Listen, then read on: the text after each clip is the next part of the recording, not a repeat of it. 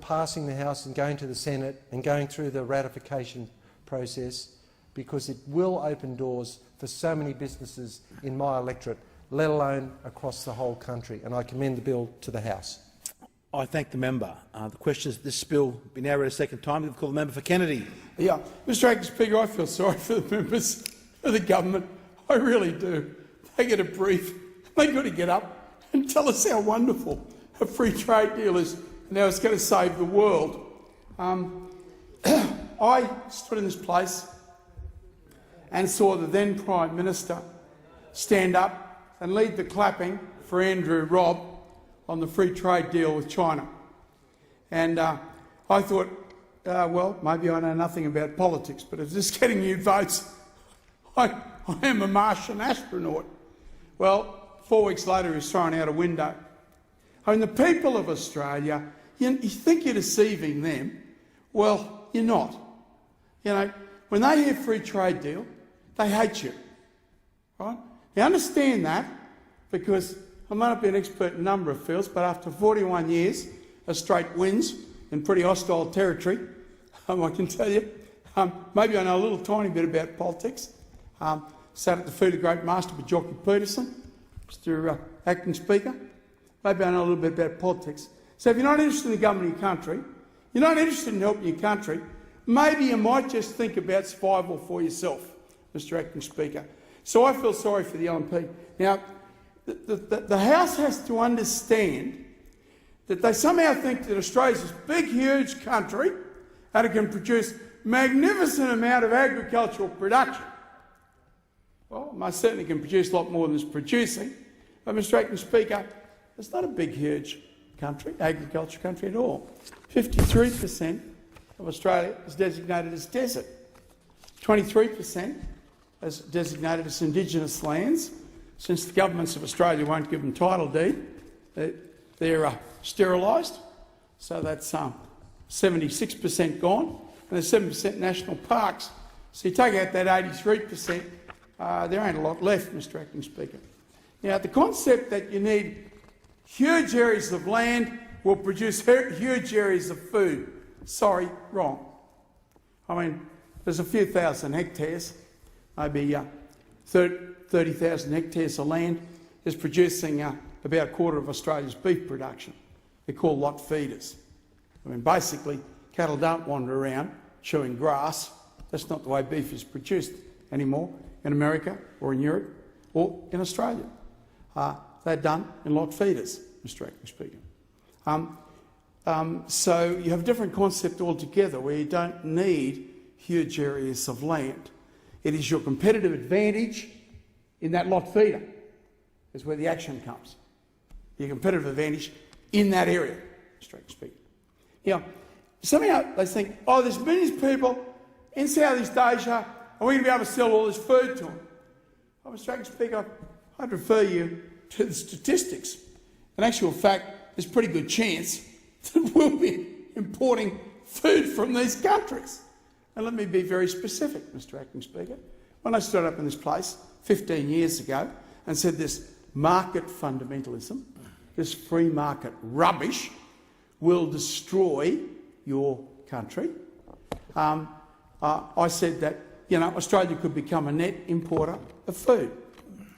Well, every 10 years the imports increase at 103% and the exports increase at 21%. So, I mean, you don't have to be Albert Einstein to figure out that the graphs will soon cross.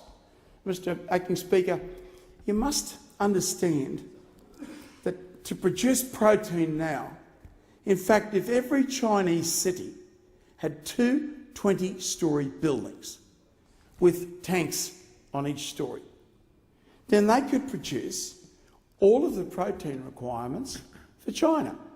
They don't have to buy any of our beef. They don't have to buy any of our seafood product. In fact, if you look at a graph of the increase in seafood production in China, if you extrapolated that graph on for about 30 or 40 years, Mr. Acting Speaker, in theory, all of the world's protein would be coming out of the prawn and fish farms in China. Now, Mr. Acting Speaker, I'm fascinated by how this is going to help Australia. And the last speaker touted the beef industry. I don't know if he knows anything about it. I'd rather doubt that he doesn't, Mr Acting Speaker. But he touted the beef industry. Well, let us have a look at what this free trade deal does for the beef industry. We sell our beef at the present moment at $2 a kilogram. If you look at the average price, it's a lot less than that. But I'll take $2 a kilogram. So its 10% tariff has been abolished. So that's 20 cents. 20 cent advantage we get. Now, the beef sells over there for $30 a kilogram, $32 a kilogram. As the figure's been given to me, Mr Acting Speaker, $32 a kilogram. But now the Australians are going to have a terrific advantage at 20 cents. So it's $31.80 now. Oh, geez, that'll lead to a huge increase in the benefits for the beef producers of Australia. Mr Acting Speaker, a difference between $32 and $31.80. And they are touting this. This Member of Parliament sitting beside me here seriously touted that as it's going to help the beef industry. I mean, why doesn't he do his homework? Why does he just take the drivel that comes from the front bench? And the drivel that comes from the front bench is dictated by the giant corporations that bankroll the mainstream parties. Mr Acting Speaker, having dealt with the LNP, no, I think we'll move on now to the ALP. And if there is a day in which Red Ted Theodore will turn in his grave and the founders of the Labor movement would spit upon the people that sit in this House and call themselves Labor members, Mr Acting Speaker, when I walk out of this place, there is a magnificent portrait of a bloke called Charlie McDonald. Charlie McDonald was the first member for Kennedy, Mr Acting Speaker. And every time I go, I salute Charlie. Right? Charlie's 6 of his first 7 speeches in this place were railing against the importation of foreign labour. Well, this document, Mr Acting Speaker, opens the door to it. So this man went out and helped form the Labor Party, the Labor movement of Australia. Because when they had fought and literally died, there were 3 shearers shot dead at the strike where Waltzing Matilda was written a couple of months later, literally died, Mr Acting Speaker. The entire executive of the AWU were jailed for 3 years with hard labour for having a strike, Mr Acting Speaker. These men went hungry, their families went hungry. And what happened when they got arbitration was the miners said, we're bringing the coolies in from China. You take that, Buster Brown, take that. And the cane plantations, they said, we're bringing the cane cutters in, we're bringing the Kanaks in.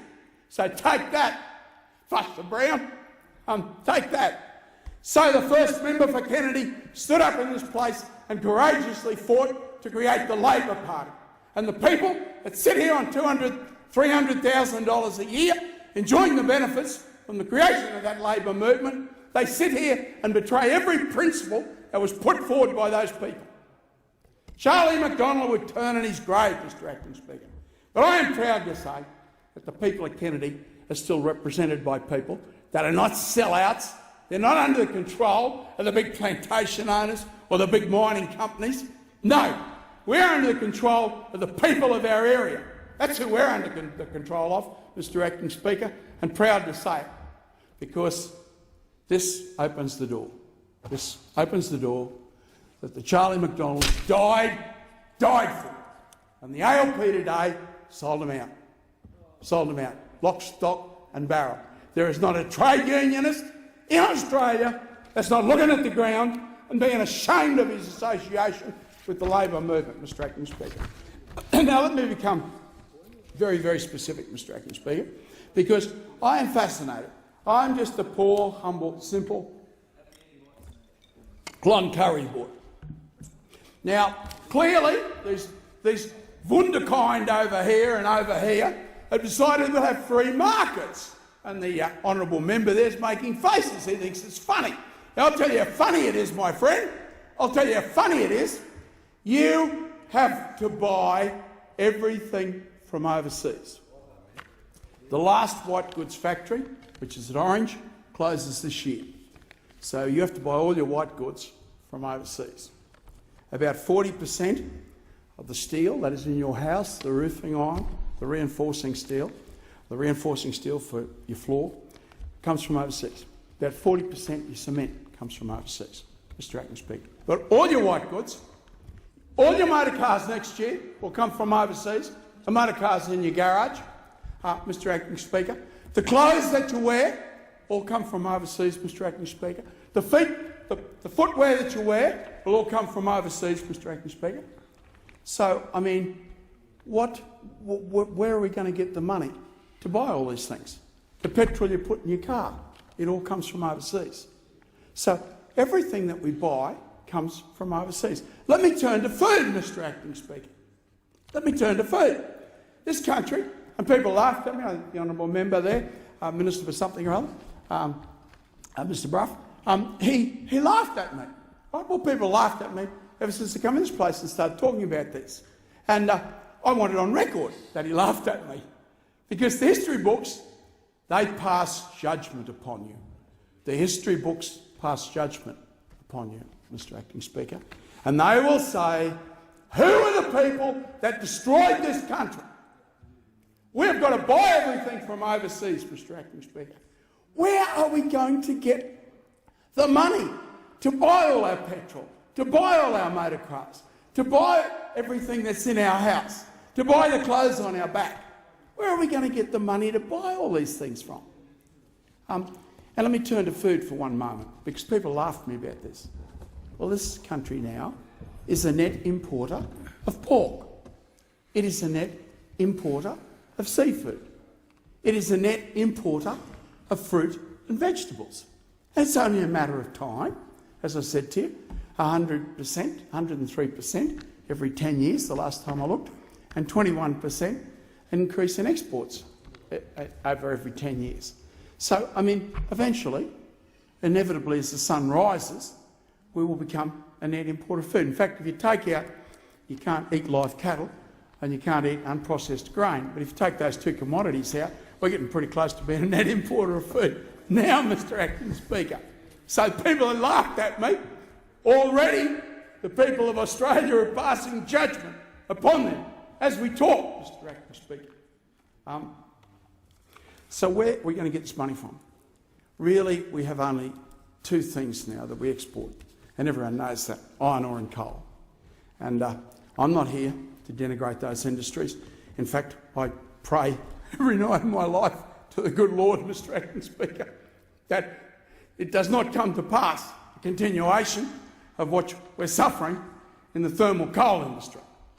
But I wouldn't like to be backing myself in, Mr Acting Speaker, and I'm not going to go into the problems in the thermal coal industry. Mr Acting Speaker, what you got is what you got in iron ore. So the country depends, they've got to buy everything from overseas, and all they get to buy it with is iron ore and coal. A little bit of gold, but of course aluminium is doomed. Aluminium is electricity. It came to Australia when we had the cheapest electricity in the world in Queensland. Australia now has the second highest electricity charges in the world. So it'll be buy by aluminium. It'll be buy by all mineral processing, because it all depends upon, and I'm sick and tired in this place of hearing, oh, it's high wages that are killing us. Well, I'll tell you, wages look pretty bloody small when you compare it with the cost of mineral processing, which is the cost of electricity, Mr Acting Speaker. And the incompetence of the people in this place and the state governments have taken electricity charges up 400% in 10 years. That's what your free markets and your privatisation have done. 400% increase in electricity charges in 10 years. The 10 years before that in Queensland, Mr Acting Speaker, there was no increase at all. The 10 years before privatisation and a deregulation of pricing mechanism, we had no movement in price at all, Mr Acting Speaker. My case rests. But it dooms aluminium and it dooms mineral processing. So you're left with iron ore and coal, Mr Acting Speaker. And I can tell you that the income from iron ore and coal, maybe 150,000 million, whatever it is not enough to meet our exports, our imports. Nowhere near enough. So you live in a country that has gone broke at 100 miles an hour. You cannot buy everything from overseas when you've got nothing to sell overseas, Mr Acting Speaker. When you've got nothing to sell overseas. So I conclude on that note, Mr Acting Speaker. The people of this place, with their market fundamentalism, their fanaticism, have imposed upon Australia a regime that no other country on earth has to suffer under. Our farmers, every other farmer on earth gets 40% of his income from the government. Our poor farmers get 6%. The member, Speaker. And I conclude on that note. So much for your free trade. The question is this bill be now read a second time. I give the call to the member for Forrest.